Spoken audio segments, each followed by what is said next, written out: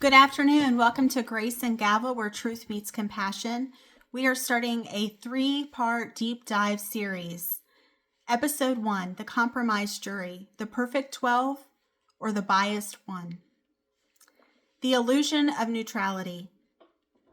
Every verdict rests on the assumption that 12 strangers can suspend who they are. Let's talk about a brief system of the jury, or brief history of the jury system. 350 BC, Aristotle was describing the Athenian jury, which was the ancient Greeks. The Magna Carta was signed in 1215, which allowed a right of trial by jury. So there you go. It's been around a long, long time. So the reason that the law demands impartiality while knowing it's impossible is because that's what we all deserve. That is a lofty goal for us. And ultimately, it can be difficult for some people to do that. One of the first jury trials that I had as a law student, I actually inadvertently got a person whose boyfriend was going before the same judge the next day. And this particular individual was the foreperson of our jury.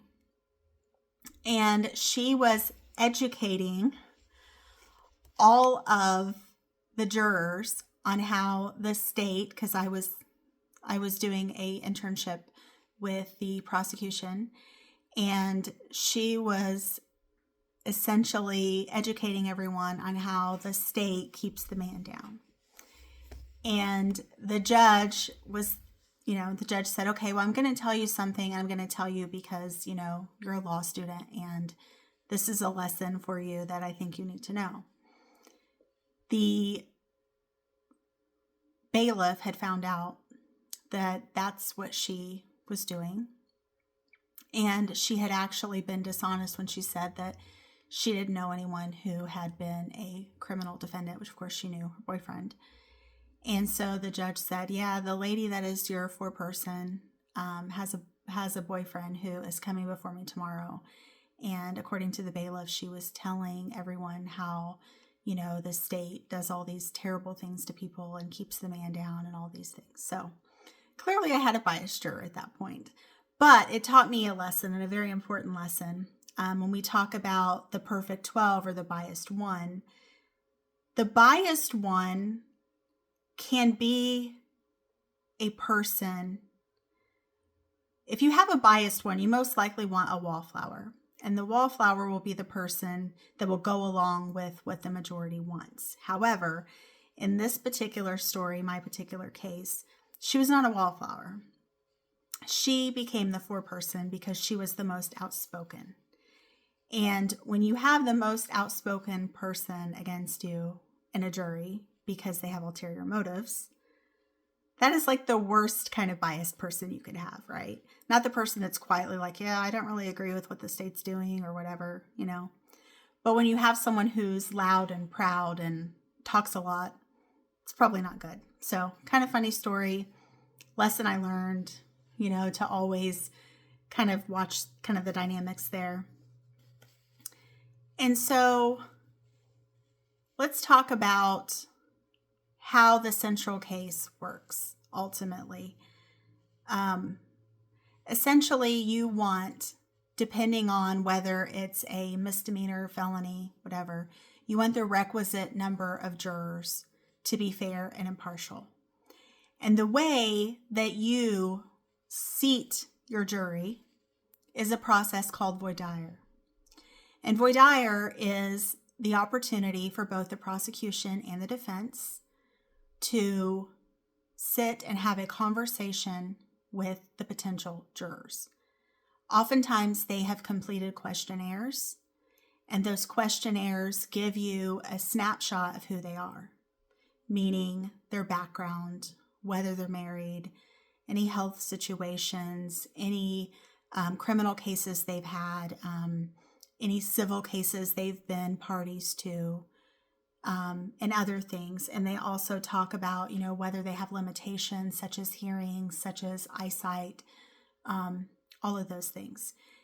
Then you get to kind of test drive some of the theories in your case. For instance, let's say self-defense is one. And so you want to talk to them about their opinion on the fact that this case contains a self-defense argument. How do you feel about XYZ? Also going into the fact that what do you think of someone who potentially takes the fifth? Is that something that would trigger you? The other thing is you have to be really careful as an attorney when asking questions, not to do anything that would invite or potentially cause a juror to taint your jury. And by taint your jury, I mean they say something so incredibly, crazy or biased or whatever that it literally taints the rest of the jury. And so then you have to get a new pool of jurors who have not been tainted by that particular juror. Also, you will have jury members who don't want to be part of the jury process. So they will say things like, yeah, I don't think I could be fair and impartial. And then you try to remediate them or, bring them back. And ultimately, it's almost like, well, they don't really want to be here in the first place. Are they going to be unbiased? Are they going to take this seriously? And that's a really big question that you have to ask, because ultimately, as an attorney, it is said, and I truly believe this, jury trials are won or lost on voir dire. Finding the people who are most receptive to your message is very important. And hopefully people are being honest and open and are willing to give impartiality.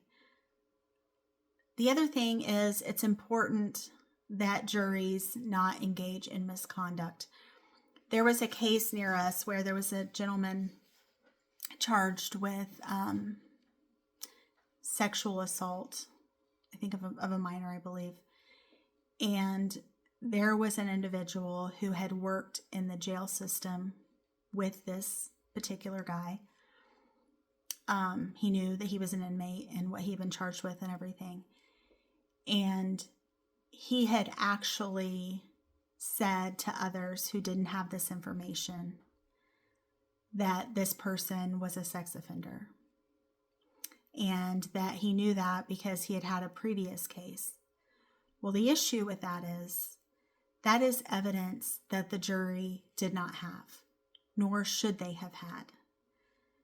And so when some of the jurors came forward and said that this individual, who was a jailer at one point, had shared this information with them, they had written affidavits and stuff swearing to what they had said, that the person who had given the information was put before the stand and committed perjury, which a lot of people, given what they had said, the judge then ruled no harm, no foul, and the case went forward. And he was actually found guilty, which I feel like there should have been some sort of misconduct on the person who was disclosing the information, because that was not information that they should have had access to. So I think that that's not only misconduct, it's perjury, and in some ways it's a voir dire failure, because when people are coming forward and saying that things are happening and information is being given that shouldn't be given, that's not above board. So voir dire is actually where truth is supposed to enter. It's about people being honest and forthright. If you think you really shouldn't say, yeah, I think this person's guilty. I can't really listen to what they're doing. So voir dire claims to be a search for truth. But ultimately, if people don't want to be honest, that's where things can fall apart. And so sometimes we all know, and I think we probably have known since kindergarten, that there are questions that have an expected answer. And most people know what the expected answer is. And when you have people that you most likely don't know, you have 11 other jurors with you or whatever, you're probably going to answer the way that you're expected to answer. And then I talked about, we already talked somewhat about juror questionnaires, people who are honest, people who leave things out, people who are deceptive with themselves as far as things go. But know that jurors can actually be removed from the rolls if those things come to light. Let's talk about the Batson challenges. Batson challenges are actually the idea that if you are, let's say you're Hispanic or you're African American, that you should have similar people to yourself in a jury pool. So, for instance, in that scenario, there's an African American defendant. He or she has a right to have people from his community on the jury. And the issue with that can be if, let's say, for instance, there were 4 African American people who were potential juror members, and one of the parties struck all 4 of those. There would be an issue with that because it could likely be construed as a way to keep them from the jury. And that is something that would be unconstitutional and that would definitely not survive a challenge, because it's very important to have people representative of you deciding your case, is what the law says. And also, too, we need to talk about, there is some psychology between unconscious bias versus intentional deception. I think there are some people that may have some sort of unconscious bias, whether they want to acknowledge it or not. Maybe they're not telling themselves the truth in how they react to people and their potential biases that they have, rather than just outright being intentionally deceptive. Because being intentionally deceptive is a problem, but not realizing maybe that you have an unconscious bias for whatever reason does not rise to the level of intentional deception, I would say.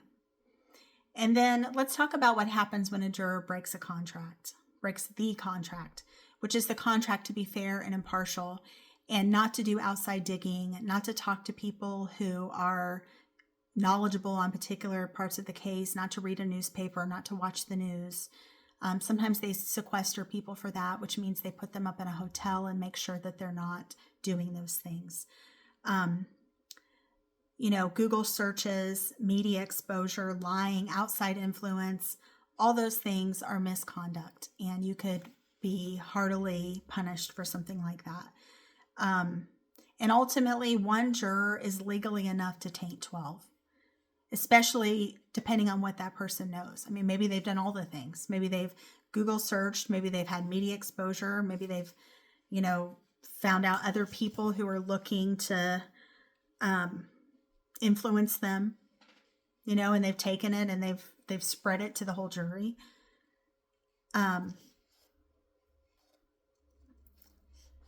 So essentially, the appellate court's reasoning makes sense, because ultimately, if one person gets a message, you know how quickly gossip spreads, right? One person gets the message, pretty soon the whole 12 know. And ultimately, if the prosecutor or the defense attorney haven't brought it out, it should not be evidence. And the judge is in control of what is admissible and what is inadmissible. And anything that is not deemed to be admissible is not put into the case. And there's a reason for that. Because the judge is the trier of fact. And the rulings. He keeps the case on par, on point. So he determines, yes, this comes in, no, this does not come in. And then when the case is handed over to the jury, they determine the verdict. Sometimes the court is able to determine that the jury has been compromised, but they still hesitate because ultimately People are supposed to be tried from a jury from their peers. And it's a pretty high bar to determine whether or not the jury has been tainted. And that's something that is not taken lightly, nor should it be. Let's talk about the human cost. So, I skipped one, sorry. The impossible standard. It is extremely hard to overturn a verdict. Appeals can take years upon years upon years. I mean, you think about all the people who've had cases with the Innocence Project, which is a nonprofit that works to overturn cases where people have been wrongfully convicted. It takes a long time. And then also you think about harmless error versus structural error. Harmless error is, well, yeah, the jury did XYZ, but really ultimately, it was going to end up the same way. So it's a harmless error, meaning it didn't really affect the case, versus a structural error. If a judge were to allow evidence that shouldn't have been allowed, or legally misinterpreted case law, that can be a huge issue. And sometimes courts can know that the jury was compromised, but they still kind of hesitate because they want people to have their day in court. But at the same time, if they don't have a fair and impartial jury, did they really have their day in court? I think that's important to ask. And then let's talk about the human cost. The defendant could lose many, many years from an error. Time that they'll never get back. Potentially have an issue where the state becomes liable and has to pay them for the time that they spent behind bars that they shouldn't have spent. The victim's family reliving trauma, and the juror who didn't mean harm, right? I just don't understand how people go into things so lightly, because ultimately, if someone goes to prison for something that they didn't do, that is huge. As they say, better one man go free than an innocent man be found guilty. So in closing, question that lingers. If justice requires perfection, but humans can't deliver it, who bears the cost? We all do, don't we? We all hope that if we were ever to have to go to trial, that people would take it seriously, that they would realize how important it is. It is a cornerstone of our democracy. It is a cornerstone of human rights. It's a cornerstone of due process in our Constitution. These aren't things that we should take lightly. We should put ourselves in the position of a defendant, even if, we've not committed a crime. But think about how we would feel if someone just willy-nilly decided, oh, that person's guilty, without doing their due diligence and investing in someone else's life to make sure that they made the right decision. Thank you for tuning in to Grace and Gavel, where truth meets compassion. I'm Buffy, and thank you for tuning in. Hope you have a great day. Bye-bye.